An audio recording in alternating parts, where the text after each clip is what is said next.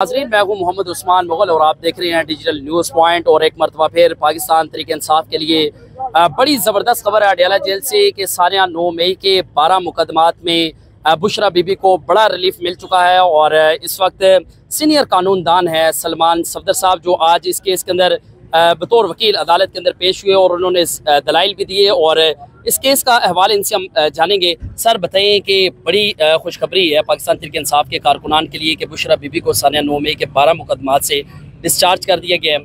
क्या समझते हैं कि जो 9 मई के मुकदमात का सामना है इस वक्त इमरान खान को, उन पर कितना असर पड़ेगा? देखिए, उन पर बहुत असर पड़ता है।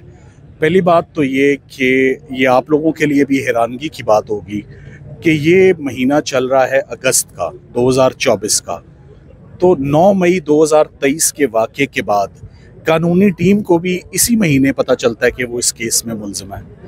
तो मेन वजह यही बनती है कि ये जो ताख़ीर है जिससे सरकार ने अपना केस साबित करने की कोशिश की है, वो सारी अटेम्प्ट आज बुरे तरीके से कोलैप्स हो गई और सबोटाज हो गई। और इसका असर इमरान खान साहब के मुकदमे पर क्या पड़ता है?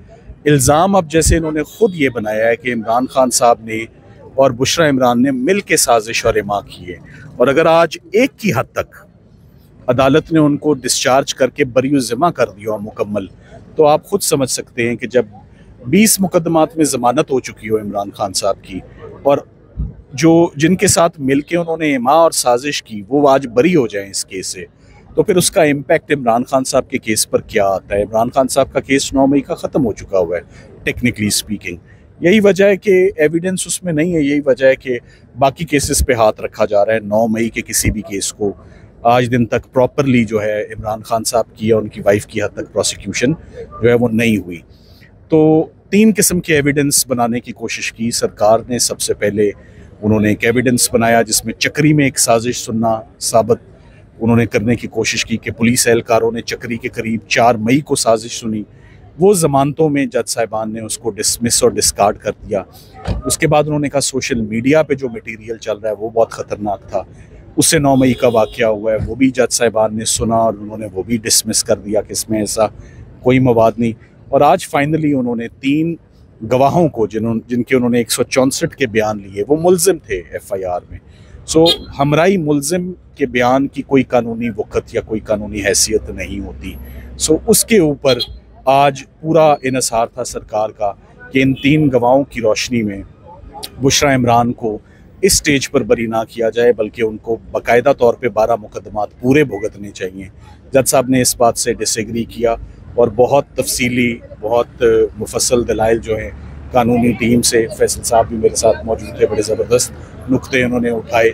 सो एक ओवरऑल बड़ी ज़बरदस्त एफर्ट रही और उन्होंने आज उनको 12 केसेस से डिस्चार्ज कर दिया। अच्छा, ये बताइएगा कि पुलिस की जानिब से 9 मई के मुकदमात में तफ्तीश का सिलसिला भी जारी रहा, प्रोसिक्यूटर टीम जो है वो बड़ी स्ट्रॉन्ग थी।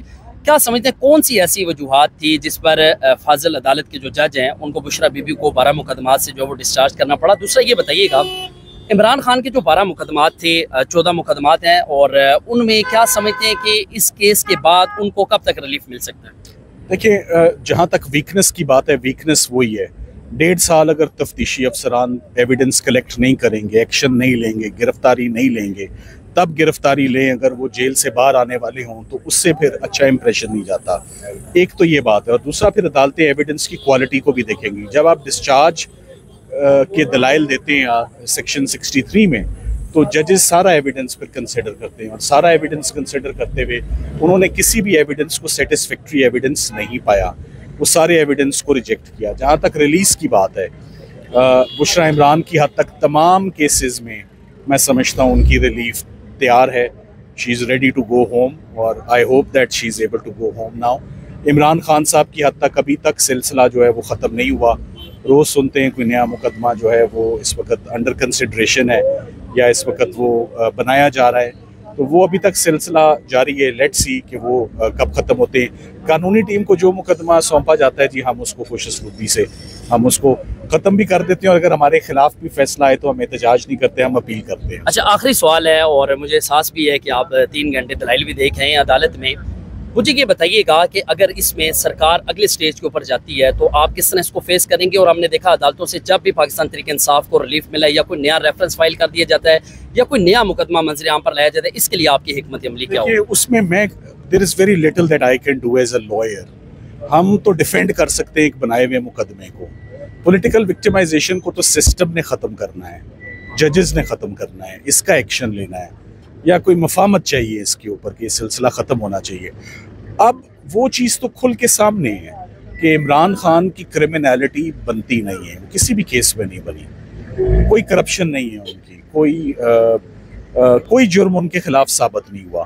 तो अब कितनी दफ़ा ये अटेम्प्ट्स की जाएंगी, उससे अवाम का क्रिमिनल जस्टिस सिस्टम के ऊपर से ट्रस्ट और कॉन्फिडेंस एरोड होता है। सो मेरा ख्याल है कि अब टाइम आ चुका है कि अब ये तमाम केसेस 2 साल की अब काफ़ी लंबी पी जो है वो चिल्ला जो है वो काट लिया है। मेरा ख्याल है कि अब टाइम आ गया है कि मुकदमात ख़त्म कर दिए जाएं, वकला को भी रेस्ट दे दिया जाए और सिस्टम को भी और अडयाला जेल को भी। सर्दी भी काट ली है, गर्मी भी काट ली है। बहुत शुक्रिया, आपने गुफ्तगू सुनी है सलमान सफदर साहब की। और आज इस्तगासा की जानिब से बुशरा बीबी के मजीद जिस्मानी रिमांड की इस्तदा की गई थी, जिस पर अदालत ने उसे मुस्तरद करते हुए सानिया 9 मई के 12 मुकदमात में बुशरा बीबी को डिस्चार्ज कर दिया है। और आप अपने और अपने प्यारों का बहुत सारा ख्याल रखिएगा। अल्लाह हाफिज़।